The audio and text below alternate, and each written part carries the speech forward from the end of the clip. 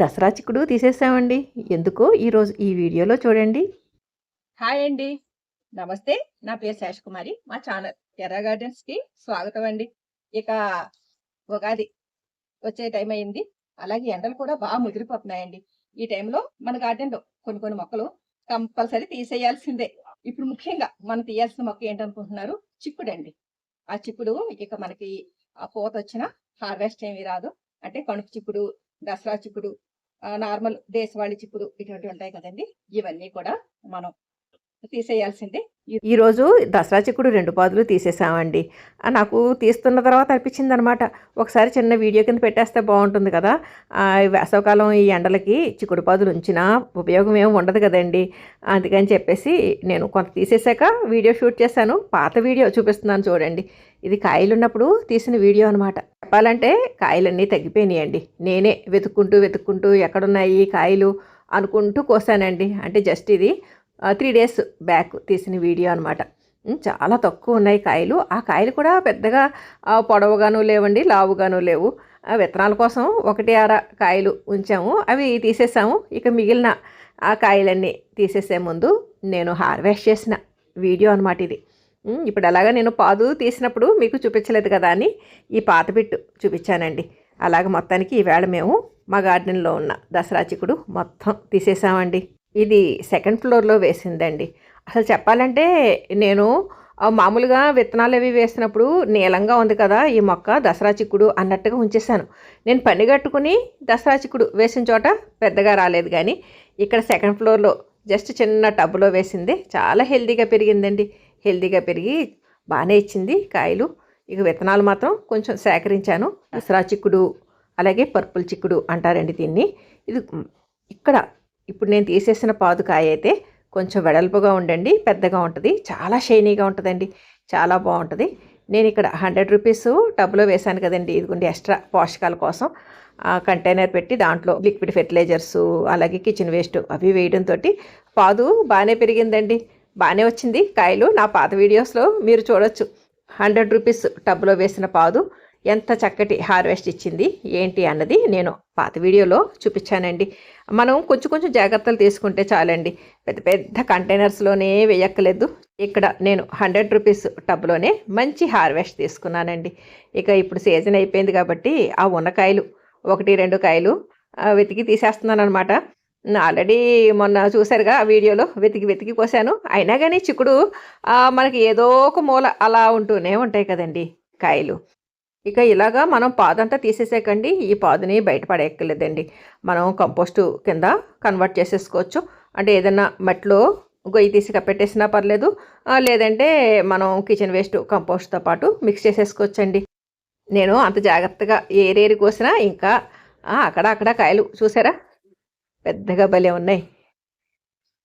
ఈ దసరా చిక్కుడు టేస్ట్ మాత్రం చాలా బాగుందండి. నేను గమనించింది ఏంటంటే దసరా చిక్కుడికి కొంచెం చీడపీడలు కూడా తక్కువేనండి. ఇక మనం పాదు ఇలాగే ఉంచినా 1 పూత వచ్చినా ఎండలకే పూత నిలబడదండి. మనకి కుండీ వేస్ట్, శ్రమ వేస్ట్ తప్పించి ఇంకా లాభమేమి ఉండదు. ఇది లాగుదామన్నా రావట్లేదండి. ఆ తర్వాత తీయాలి నిదానంగాను. మనకి కుండీలో వేరే మొక్కలు లేవనుకోండి, మనం ఈ చిక్కుడు ఆకులు చిన్ని తీగల్లాంటివి అదే మట్టిలో మిక్స్ చేసేసి, అంటే మట్టి ఇంక మొత్తం గుల్ల చేసేసండి. మనకి గోమూత్రం దొరికితే కనుక కొద్దిగా గోమూత్రం, అలాగే ఆవు పేడ కానీ గేదెలది కానీ మేకలది కానీ ఏదో ఒకటి, పశువుల ఎరువు, దాంతోపాటు మనం ఫెర్మెంట్ చేసి పెట్టుకున్న ఓడబ్ల్యూడిసి ద్రావణం ఉంటే కనుక అది, లేదంటే కనుక పుల్ల మజ్జిగ అండి. పుల్ల మజ్జిగ బెల్లం మిక్స్ చేస్తే మైక్రోబ్స్ అవి ఎక్కువ జనరేట్ అయ్యండి, చక్కగా మంచి బ్యాక్టీరియా ఫామ్ అయ్యి మనకి ఇప్పుడు తయారు చేసుకుంటున్న కుండీలోని మట్టి మిశ్రమం చాలా సారవంతంగా తయారవుతుందండి. అందులోనూ ఈ చిక్కుడాకుల్లో మనకి ఎక్కువ నైట్రోజన్ పర్సెంటేజ్ ఇవన్నీ ఉంటాయన్నమాట. మామూలు ఆకుల కంటే చిక్కుడాకులు మరింత సారవంతంగా మట్టిని తయారు చేస్తాయండి. కాబట్టి మనం ఏమైనా 1-6 కాయలు ఉంటాయి అవి తీసేసుకుని ఈ చిక్కుడాకులన్నీ చక్కగా లేత తీగలు ఇవన్నీ కలెక్ట్ చేసుకుని ఆ మట్టి మిశ్రమం కుండీలో కలిపేసుకున్నాం అనుకోండి, ఓ 2 మంత్స్ పాటు అలా ఉంచేసుకుని, అంటే పైన ఏమన్నా ఆకుకూరలు చల్లుకోవచ్చు, లేదంటే తర్వాత మనం ఏదైనా వేరే పాదు కూడా పెట్టుకోవచ్చండి. లేదంటే తర్వాత మళ్ళీ చిక్కుడు పాదే పెట్టచ్చు. ఇక ఇక్కడ మీకు కనిపించేది 365 డేస్ చిక్కుడు అండి. ఈ చిక్కుడు మనకి ఇప్పుడు చక్కగా చూసారా గుత్తులు గుత్తులుగా కాయలున్నాయి. ఆ తర్వాత వేసవి ఎండలకి కొంచెం కాపు తగ్గినా గానీ, మనకి ఎండలు తక్కువగా ఉంటే మాత్రం సమ్మర్‌లో కూడా కాపునిస్తది. కాబట్టి ఇది ఇంకేమి తీయక్కర్లేదండి మనం. ఈ 365 డేస్ చిక్కుడు మాత్రం మనం ఎప్పుడు అలాగే ఉంచుకోవచ్చు. ఇక్కడ ఫస్ట్ ఫ్లోర్‌లో దసరా చిక్కుడు కూడా చాలా బాగా కాసిందండి. ఇది కూడా తీసేస్తున్నాము. అంటే చాలా వరకు తీసేసాము. ఇక మిగిలిన ఈ 1, 2 తీగలు కూడా తీసేస్తాం. ఫస్ట్ ఫ్లోర్‌లో పెద్ద గ్రో బ్యాగ్స్ పెట్టామండి. దాంట్లో వేసాననమాట చిక్కుడుపాదు. చక్కగా బానే వచ్చిందండి కాపు. ఇక తీసేసాను. కొంచెం కొంచెం తీసుకుంటూ వచ్చేస్తున్నానండి ఎండిన కొమ్మలన్నీని. ఇదిగోండి 1, 2 కాయలుంటే అవి కూడా కోసేస్తున్నాను. దసరా చిక్కుడు మనకి మామూలు దేశవాళీ చిక్కుడు, కణుపు చిక్కుడు కంటే ముందుగా కాపొచ్చేస్తదండి. దసరా కల్లా కాపొచ్చేస్తది. ఆ తర్వాత పాదు కూడా త్వరగా అయిపోతుందండి. ఇంకా క్రాప్ అదంతా. అందుకని ఇంక మనం ఆ ఉన్న 1, 2 కాయలు కోసేసుకొని ఇంకా పాదు తీయాల్సిందే. ఏదో 1, 2 తీగలున్నాయండి. అవి కూడా తీసేస్తే ఇంక ఇక్కడ పక్కనే పెరుగుతున్న బీరపాదు ఉంది కదండీ! అది హాయిగా పెరుగుద్దండి. ఈ పండు ఈగల కోసం ఫ్రూట్ ఫ్లై ట్రాపు ఈ చిక్కుడు తెక్కే కట్టామండి. ఇప్పుడు అది తీస్తుంటే ఇది ఊగిపోతుంది. ఇంక దీన్ని తీసి వేరే చోట కట్టాలి.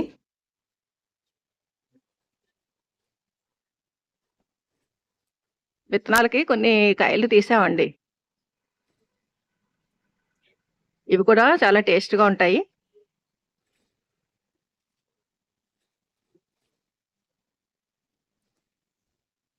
పక్కనే బీరపాదు ఉందండి. అది డ్యామేజ్ అవ్వకుండా జాగ్రత్తగా తీయాల్సొస్తుంది.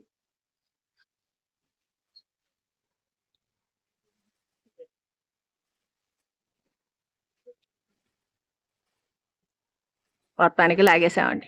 పాదు కూడా ఎండిపోతుంది. ఆ కాయలున్నా గానీ ఇదిగోండి చాలా పల్చగా ఉన్నాయి. నార్మల్ దసరా చిక్కుడండి. ఇదేమో వెడల్పు దసరా చిక్కుడనమాట. ఇది కొంచెం వైటిష్‌గా ఉంటుంది. ఇది ఎక్కువ పర్పుల్ కలర్‌లో ఉంటుందండి. కంపారిటివ్‌గా నాకు ఇది ఎక్కువ టేస్ట్ అనిపించిందండి ఈ వెడల్పుది. ఈ దసరా చిక్కుడు 2 పాదులు తీసేసాం కదండీ! ఇవి కాకుండా ఆల్ డేస్ చిక్కుడని, కణుపు చిక్కుడని, దేశవాళీ చిక్కుడని ఆ పాదులు ఉన్నాయి. అవి ఇంకా తీయలేదు. అవి ఎక్కడున్నాయి, ఎలా ఉన్నాయి అవి కూడా ఇదే వీడియోలో చూసేయండి. ఫస్ట్ ఫ్లోర్ టెర్రస్ గార్డెన్‌లో ఈ చివరన ఫ్రిడ్జ్ దాంట్లో వేసిన ఆల్ డేస్ చిక్కుడు. చూసారా పూతొస్తుంది. మొన్నే ఎండిపోయిన కాయలు తీసేసానండి. ఎందుకంటే కొన్ని విత్తనాలకుంటాయి కదా అని ఓ 2 గుత్తులు ఉంచేసాననమాట. ఇది కూడా మనకి ఎప్పుడు కాస్తది. కాబట్టి ఈ చిక్కుడు పాదు కూడా నేను ఇలాగే ఉంచేస్తున్నానండి. ఏం పీకట్లేదు. అందులో ఈ మధ్య వేసానండి ఇది. అంటే మనకి ఈ సమ్మర్‌లో క్రాప్ ఇస్తది కదా అని. ఆల్ డేస్ చిక్కుడు. నేల మీద వేసిన చిక్కుడు పాదు ఇంకా తీయలేదండి. ఎందుకంటే ఇది కొంచెం పూత లేట్‌గా స్టార్ట్ అయ్యింది. ఇప్పటికింకా గుత్తులు గుత్తుల కింద పూతొస్తుందండి. ఈ పూత ఎంతవరకు నిలబడతదో తెలీదు. చూడండి ఇయన్నీ పూతే. ఈ పూత మీదున్న పాదుని తీసేయడం ఎందుకు అన్నట్టుగా ఉంచేసామనమాట. మామూలుగా అయితే కొంచెం త్వరగా స్టార్ట్ అయిందనుకోండి, ఈ పాటికి ఇంకా పూత అది తగ్గిపోతాయి. అటువంటిది లేట్‌గా కాయలు స్టార్ట్ అవ్వడంతోటి ఇలా ఇప్పటికి కూడా వస్తూనే ఉన్నాయి. సరే అండి. ఇంకొక 15 రోజుల పాటు చూసి ఇంకప్పుడుకి ఈ పూత అవి కూడా ఎంతవరకు కాయల కింద మారతాయో మాకు అర్థమవుతుంది. ఎందుకంటే ఇంత పూత నిలబడతదని చెప్పలేమండి. ఎండలకి రాలిపోతాయన్నమాట. అందుకని చిక్కుడు పాదుని ఉగాదెళ్ళాక ఉంచకూడదు అని మనకి ఒక నానుడి కింద చెప్పారు పెద్దలు. ఇదిగో నేల మీద అక్కడ వేసి చాలా కష్టపడి పైకి లాక్కొచ్చామండి. ఇటేమో ఈ రైలింగ్ వైపుకి వెళ్ళింది. అలాగే ఈ ఫస్ట్ ఫ్లోర్ టెర్రస్ గార్డెన్‌లో ఆనబ, బీర ఈ పందిర్లు ఉంటాయి కదండీ! అటువైపుకి వెళ్ళింది. అలాగే ఇటు ఈ సీట్ అవుట్ మీదకి కూడా వెళ్ళింది. ఇటు ఇక్కడ రాధా మనోహరం తీగలు వెళ్తూ ఉంటాయి కదండీ! ఆ వైపుకి కూడా వచ్చింది. ఉన్న 1, 2 కాయలు పైకి ఎంత చక్కగా కనిపిస్తున్నాయో చూడండి. ఇక ఈ చిక్కుడు పాదులు ఇలా వదిలేసండి. దసరా చిక్కుడు మాత్రం తీసేసాము. మీ గార్డెన్‌లో కూడా ఇలాగా కాపైపోతే గనక చిక్కుడు పాదులు ఇక త్వరగా తీసేయండి. పాదు ఉంచినా పెద్దగా ఉపయోగం ఏమీ ఉండదండి. చూసారు కదా ఈ వీడియో మీకు ఉపయోగపడుతుందని భావిస్తున్నాను. ఈ వీడియో పైన మీ అభిప్రాయాలు కామెంట్ సెక్షన్‌లో తెలియజేయండి. సర్వే జన సుఖినో భవంతు. Please like, share and subscribe my channel.